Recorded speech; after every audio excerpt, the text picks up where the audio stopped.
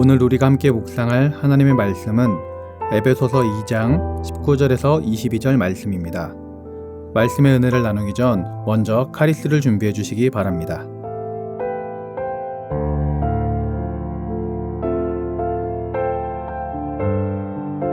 그러므로 이제부터 너희는 외인도 아니요 나그네도 아니요 오직 성도들과 동일한 시민이요 하나님의 권속이라.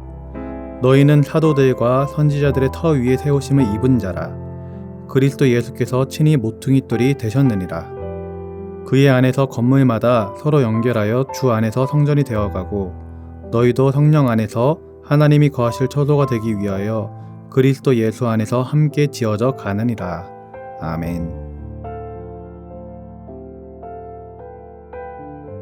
오늘 본문 19절에서는 이렇게 나와 있습니다. 그러므로 이제부터 너희는 외인도 아니요 나그네도 아니요 오직 성도들과 동일한 시민이요 하나님의 권속이라. 예수님을 믿기 전에 우리의 모습에 대해서 사도 바울은 너희는 외인이며 나그네였다라고 말합니다. 이것을 조금 더 자세하게 말하면 너희는 이방인이며 나그네였고 무할례당이었다. 그리스도 밖에 있었고 이스라엘 나라 밖의 사람이었다.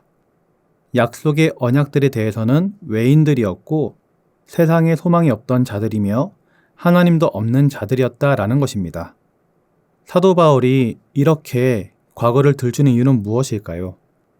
그것은 우리 성도들이 지금 교회에 다니고 이렇게 예배를 드리고 성도 간의 교제를 나누고 하나님을 찬양하고 하나님께 기도하는 것이 얼마나 엄청난 사건이고 영광스러운 일인가를 분명히 깨닫게 하기 위해서입니다.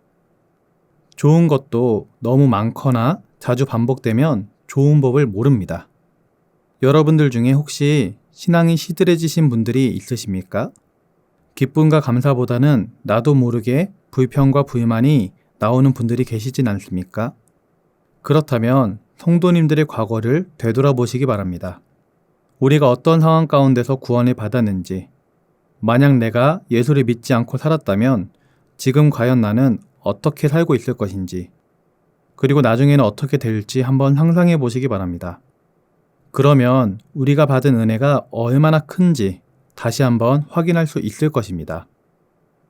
사도 바울은 에베소 교인들을 향하여 분명하게 외칩니다. 너희가 전에는 외국인이요 나그네였을지 모르나 이제는 더 이상 그렇지 않다. 너희는 이제 성도라 부르심을 받은 하나님의 시민이다. 여러분, 시민과 외국인의 차이를 아십니까? 외국인은 법의 보호를 받을 수 없습니다. 하지만 로마 시민권자를 가진 사람은 어디를 가나 로마 정부로부터 보호를 받을 수 있었습니다. 바울도 로마 시민권을 가지고 있었기에 예루살렘에서 유대인들에게 체포가 되어 채찍에 맞고 죽을 뻔한 위기를 처했을 때 위기를 극복할 수 있었습니다. 로마 시민권을 가진 사람이 불의한 일을 당하면 로마 정부가 나서서 보호해주기 때문에 사람들은 로마 시민권을 가진 사람들을 부러워했습니다.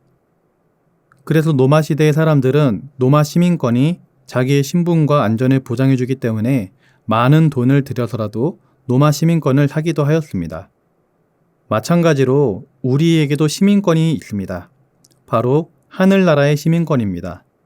세상 나라의 시민권은 아무리 국가가 보호해준다 해도 한계가 있습니다. 국력이 약하면 제대로 보호해 줄 수 없고 국가의 힘이 미치지 못하는 곳에서도 보호를 해줄 수가 없습니다. 그리고 죽음 이후의 세계까지 국가가 보호해 줄 수는 없습니다. 그러나 우리를 보호해 주시고 우리를 그의 나라의 시민으로 삼으신 하나님은 이 세상을 만드신 전능자이시기 때문에 우리를 어떤 상황 가운데서도 안전하게 보호해 줄 수 있습니다. 그분은 졸지도 주무시지도 않는 분이시기에 언제 어느 때라도 우리를 보호해 줄 수 있는 것입니다. 또한 그분은 영원한 분이시기에 우리가 죽은 이후에라도 우리의 영혼을 영원히 보호해 줄 수 있는 것입니다. 이것이 바로 하늘나라 시민권의 위대함입니다. 여기서 더 나아가 사도 바울은 우리가 하나님의 권속, 다시 말해 하나님의 가족이라고 말합니다. 시민보다 더 가까운 것이 바로 가족입니다. 피는 물보다 진하다라고 얘기를 하죠. 그렇습니다. 우리는 한 피바다 한 몸 이룬 가족인 것입니다. 하나님과 우리, 또 성도와 성도는 전에는 전혀 상관없는 존재였지만 이제는 예수 그리스도께서 십자가상에서 흘린 피로 말미암아 하나님과 우리 또 성도와 성도는 이제는 한 가족이 되었습니다. 그래서 우리는 하나님을 아버지라 부르고 서로를 향하여 형제라, 자매라 부르는 것입니다. 우리가 예수님의 피로 말미암아 하나님의 자녀가 되었고 우리 성도는 한 피 받아 한 몸 이룬 가족이 되었다는 사실을 기억하며 하나님께 감사하고 또한 성도들 사이에서는 화평을 누리며 살아갈 수 있어야 하겠습니다. 바울은 이제 더 심오한 비유로 우리를 이끌어갑니다. 20절 말씀을 함께 보겠습니다. 너희는 사도들과 선지자들의 터 위에 세우심을 입은 자라. 그리스도 예수께서 친히 모퉁이 돌이 되셨느니라. 사도 바울은 먼저 교회가 사도들과 선지자의 터 위에 세워졌다라고 얘기를 합니다.